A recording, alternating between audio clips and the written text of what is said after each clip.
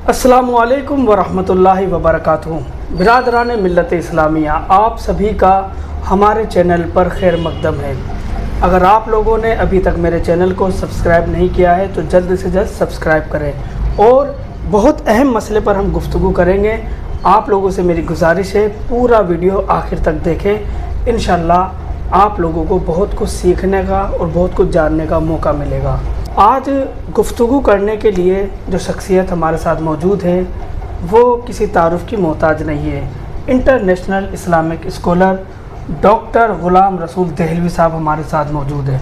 अस्सलामु अलैकुम। वालेकुम अस्सलाम वरहमतुल्लाहि वबरकातुहू। डॉक्टर साहब पूरे वर्ल्ड में दौरा करते हैं, सूफीज़म को प्रमोट करते हैं और भाईचारे का सबको पैगाम देते हैं। और आज बहुत अहम मौजू पर बात करने के लिए हमारे साथ मौजूद है ग़ुलाम रसूल देहलवी साहब कि हमारे जो खुतबा हैं, हमारे जो उलमा हैं, उनके जो तकरीर है उनकी ज़बान में असर ख़त्म हो गया है। अल्लामा इकबाल ने कहा था, फ़लसफ़ा रह गया तलक़ीन गज़ाली न रही। आज हमारे उलमा, हमारे खुतबा, उनकी ज़बान में असर ख़त्म होता नज़र आता है। इस पर आप क्या कहेंगे? बिस्मिल्लाहिर्रहमानिर्रहीम। सबसे पहले तो मैं ये करेक्शन कर दूं सामईन के लिए, ना मैं कोई डॉक्टर हूँ, ना मैं कोई स्कॉलर हूँ, ना ही मैं कोई इंटरनेशनल पर्सनालिटी या शख्सियत हूँ। मैं कुछ भी नहीं हूँ, मेरी कोई हैसियत या कोई बिसात नहीं है यहाँ। बस आपने दावत दी, मैं हाज़िर हुआ और दुनिया भर में मैं कोई सूफीज़म को प्रमोट करने की कोई कोशिश नहीं करता। मैं तो बस सीखने की कोशिश करता हूँ।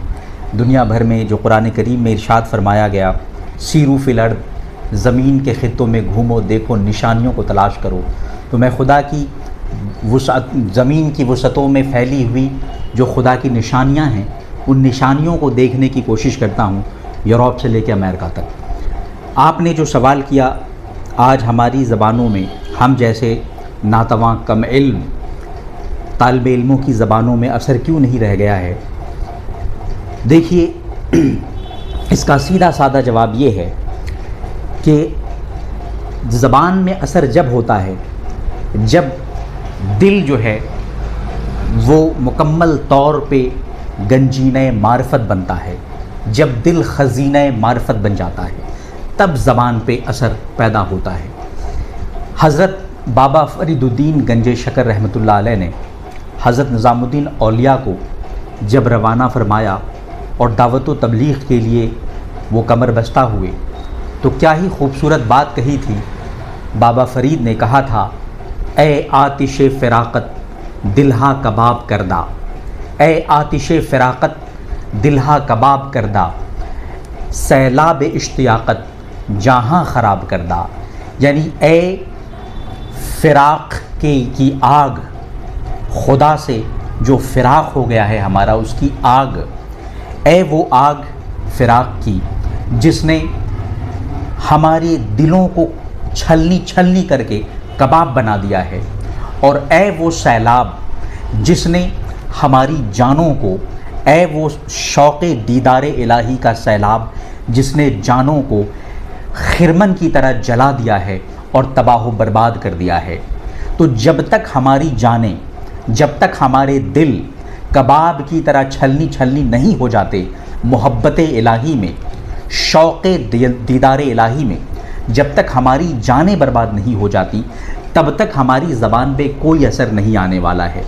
हज़रत निज़ामुद्दीन औलिया महबूब इलाही दिल्ली के सुल्तान जी को बाबा फ़रीद ने पहले ये सिखाया कि दिल के अंदर ऐसा इश्तियाक़ पैदा करो, दिल के अंदर एक ऐसा दर्द फ़िराक़ पैदा करो कि तुम्हारा दिल छलनी छलनी हो जाए, तुम्हारा दिल कबाब की तरह छलनी छलनी हो जाए और तुम्हारी जान ऐसी बर्बाद हो जाए इश्क़ इलाही में, तब जाके तुम्हारे दिलों में, तुम्हारी ज़बानों में असर पैदा होगा। आज हमारी ज़बानों में इसलिए असर पैदा नहीं हो रहा है क्योंकि हमारे दिल, हमारी जानें, हमारे क़ल्ब दरअसल दीदार इलाही, शौक़े दीदार में, मोहब्बत इलाही में, इश्क़ रसूल में वो सोज़ हमारे अंदर पैदा नहीं हो पा रहा है। दिलों में क्यों नहीं लिखते हो या रसूल अल्लाह, दिलों में क्यों नहीं लिखते हो या रसूल अल्लाह, दरो दीवार पे लिखते हो या रसूल अल्लाह। मैंने इस शेर को ज़रा तगय्युर के साथ इस्तेमाल किया है कि शेर तो ये है कि कहाँ ये नाम नबी, लेकिन मैं कहता हूँ कि आज हम दरो दीवार पे लिख रहे हैं, दरो दीवार पे लिखते हो या रसूल अल्लाह, दिलों में क्यों नहीं लिखते हो या रसूल अल्लाह। तो जब तक हमारे दिल में, हमारे क़ल्ब व नज़र में हम अल्लामा इक़बाल ने कहा था कि तेरा इलाज नज़र के सिवा कुछ और नहीं, तेरा इलाज नज़र के सिवा कुछ और नहीं। और ये जो अक्ल व खिरद है इसमें हमारा इलाज मौजूद नहीं है, बल्कि उस निगाह कीमिया असर जो औलिया अल्लाह के पास होती है, उस निगाह कीमिया असर के फैज़ान से ज़बान में असर पैदा होता है। जब तक हमें किसी ऐसे मुरब्बी, किसी मुर्शिद की निगाह कीमिया असर, उनकी नज़र का असर हमारे दिल पे नहीं होता, हमारी ज़बानें बेअसर होती हैं। आज आप देखिए पहले से कहीं ज़्यादा मुक़र्रिरीन हैं, खुतबा हैं, यूट्यूबर्स की शक्ल में हर मौजू पे, हर सुलगते हुए मौजू पे, हर थीम पे, हर टॉपिक पे हज़ारों की तादाद में खुतबा मौजूद हैं और ऑन वन क्लिक आपको तकरीरें मिल जाती हैं, इतनी आसानी से मिल जाती हैं। लेकिन क्या बात है, उन तकरीरों का कोई असर नहीं है, सिर्फ ज़बानी जमा खर्च तक है। तो जो आपने बात कही थी कि रह गई रस्म अज़ा, रूह बिलाली न रही, फ़लसफ़ा रह गया, तलक़ीन गज़ाली न रही। क्योंकि वो जो रूह बिलाली है, जिस रूह बिलाली से जब अज़ान दी जाती थी तो वो कानों से नहीं टकराती थी, बल्कि दिलों से और सीनों से जाके टकराती थी, वो आज रूह मौजूद नहीं है। दोस्तों, आप लोगों ने अगर अभी तक भी हमारा चैनल सब्सक्राइब नहीं किया, हमारे चैनल को सब्सक्राइब करें, अपने दोस्तों को शेयर करें, पूरा वीडियो देखते जाएं और ऐसी ही अच्छी वीडियो देखने के लिए हमारे चैनल को सब्सक्राइब करें। ग़ुलाम रसूल साहब, बहुत अच्छी आप गुफ्तगू फरमा रहे हैं। एक आखिरी सवाल मेरा आपसे है, मौजूदा दौर में दरगाहें हैं, खानकाहें हैं, इनका ज़वाल क्यों हो रहा है? खानकाहों का, दरगाहों का ज़वाल भी इसीलिए हो रहा है क्योंकि खानकाहें, दरगाहें जो बनती थी और बनाई गई थी, उनका मकसद खिदमत खल्क़ और खालिक से रिश्ता जोड़ना था। बेशक आज खालिक से रिश्ता जोड़ने के बजाय लोग अपनी जेबों से रिश्ता जोड़ रहे हैं। जो मखलूक आ रही है उनकी खिदमत के बजाय उनसे खिदमत ली जा रही है। आज पीरे मुग़ा और बड़े बड़े जो खुद्दाम मौजूद हैं दरगाहों पे, और पीर नुमा जो हज़रात मौजूद हैं, माफ़ कीजिएगा, उनका हाल ये है कि उन्हें होना चाहिए था फ़कीर इलल्लाह, अल्लाह का फ़कीर बनना चाहिए था, मगर वो फ़कीर इलन्नास बन गए हैं, वो लोगों के फ़कीर बन गए हैं, लोगों से मांग रहे हैं, लोगों के मुजाविद बन गए हैं। उन्हें होना चाहिए था, जैसा कि हमें सिखाया गया है कि हम इय्याका नअबुदु व इय्याका नस्तईन, हम तुझी से मांगते हैं, तेरी ही मदद चाहते हैं, उनको अल्लाह का मोहताज होना चाहिए था। मगर आज वो फ़ुक़रा नाम निहात फ़ुक़रा हो गए हैं। हुज़ूर ने फरमाया था अल-फ़क़्रु फ़ख़्री, फ़क़्र मेरा फ़ख़्र है, यानी सिर्फ़ वो फ़कीर होता है जो अल्लाह का फ़कीर होता है। मगर आज अल्लाह के फ़कीर नहीं रहे, बल्कि दुनिया के फ़कीर हो गए, दुनिया के मोहताज और मंगते हो गए हैं। तो ये जो बला आ गई है, इसकी वजह से खानकाहों से, दरगाहों से फैज़ ख़त्म हो गया है, असर ख़त्म हो गया है। खल्क़े खुदा को जो फ़ायदा पहुँचता था पीराने तरीक़त से, वो ख़त्म हो गया है। एक मिसाल मैं देना चाहूँगा, क्या आपने कभी देखा, क्या आपने कभी सुना कि ख्वाजा गरीब नवाज़ से लेकर के हज़रत चिराग दहलवी या उनके बाद तक के चिश्ती बुज़ुर्गान दीन ने, क्या कभी किसी ने अपनी खानकाह या अपनी दरगाह को किसी माश के लिए, किसी ज़रिए के लिए, ज़रिए माश के तौर पे इस्तेमाल किया? कभी कोई होटल बनाया उन्होंने? कभी कोई ऐसा मेहमान खाना बनाया जिससे लोगों से फ़ीसें ली हैं कभी उन्होंने? कभी नहीं ली हैं। आज देखिए हर दरगाह, हर खानका पे मेहमान खाने के नाम पे होटल्स बना दिए गए हैं और उनसे पैसे लिए जा रहे हैं ज़ायरीन से, और इस तरीके से एक कारोबार चल पड़ा है।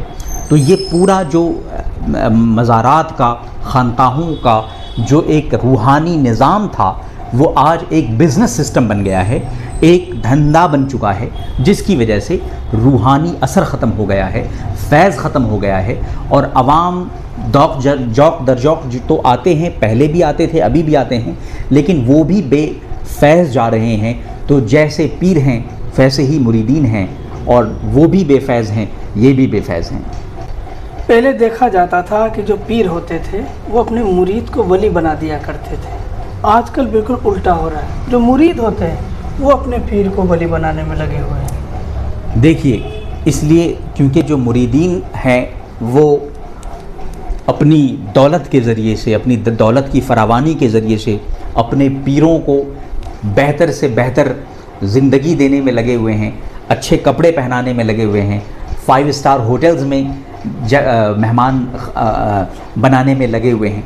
लेकिन जो हकीकत में पीरों और मुरीदों का जो ताल्लुक़ था वो ये था कि मशातगी की जाती थी।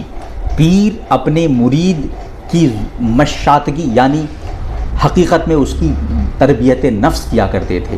तरबियत नफ्स क्या है? सेल्फ़ ट्रेनिंग, ईगो ट्रेनिंग किया करते थे। मैं एक मिसाल से अपनी बात वाज़े करना चाहूँगा। शाह हमदान रहमतुल्लाह अलैह, कौन नहीं जानता, कश्मीर में बानी इस्लाम और जिन्हें अली सानी भी कहा जाता है। शाह हमदान जब कश्मीर आ रहे थे उससे पहले उनके मुर्शिद हज़रत शेख महमूद मुजदक़ानी रहमतुल्लाह अलैह ने उनकी ऐसी तरबियत फरमाई कि पहले उनसे कहा कि तुम जाओ बैतुल खला साफ़ करो। शाह हमदान जो ईरान के बादशाह, ईरान में एक जगह है हमदान, उसके बादशाह हुआ करते थे। उस बादशाह ने जब अपनी सल्तनत छोड़ी और तरीक़त इख्तियार की तो पहला जो उन्हें काम मिला है वो बैतुल खला साफ़ करने का काम मिला है। तो बैतुल खला साफ़ करते करते 1 हफ़्ता गुज़र गया। उसके बाद शेख महमूद मुजदक़ानी ने कहा अपने मुरीदों से, जाओ देखो क्या शाह हमदान ने, सैयद अहमद कबीर ने, मीर अली हमदानी ने, मीर सैयद अली हमदानी ने बैतुल खुला मुकम्मल तौर पे साफ़ कर दिया है कि नहीं। उन्होंने कहा नहीं, अभी भी थोड़ी गलाज़त रह गई है। आपने फरमाया इसके माने हैं कि अभी भी तुम्हारे नफ्स में कुछ गलाज़त रह गई है। जब तक तुम बैतुल खला को, जितने भी बैतुल खला मेरी खानकाह के हैं, सबको सब चकाचक साफ़ नहीं कर देते, तुम्हारा नफ्स साफ़ नहीं होगा। तब जा कर के मैं तुम्हें मुरीद कर सकता हूँ और तब जाके मैं तुम्हें अपना खलीफा मजाज बना सकता हूँ। एक दिन वो आया, महीने 2 महीने के बाद जब सारे बैतुल खला मुकम्मल तौर पे साफ़ व शफ़ाफ़ हो गए, तब जाके इन्होंने कहा अब तुम्हारा दिल साफ़ आईना बन चुका है, अब मेरा नूरे तरीक़त, नूरे इरफ़ां तुम्हारे दिल में जा सकता है। फिर उन्हें मुरीद किया और फिर उन्हें रवाना किया और उन्होंने चश्मे ज़दन में, पूरे कश्मीर में आपने देखा इस्लाम और तसव्वुफ़ का पूरा शहर आबाद कर दिया और कश्मीर मदीना शुद्ध, अज़मुए नबी, मदीना सानी बना दिया कश्मीर को। ऐसे काम किया करते थे उस ज़माने के पीराने तरीक़त और मुरीदाने निज़ाम। गुलाम रसूल दहलवी साहब, हमारे चैनल के बारे में क्या कहना चाहेंगे आप? माशाअल्लाह, आपके चैनल के ज़रिए अगर हक़ की तर्जुमानी बेबाकी के साथ, बेखौफी के साथ ऐसी ही होती रही तो इंशाअल्लाहुल अज़ीज़ वो दिन दूर नहीं है कि हक़ सैक़ल होगा, लोगों के दिलों में एक रूहानी इनक़लाब पैदा होगा।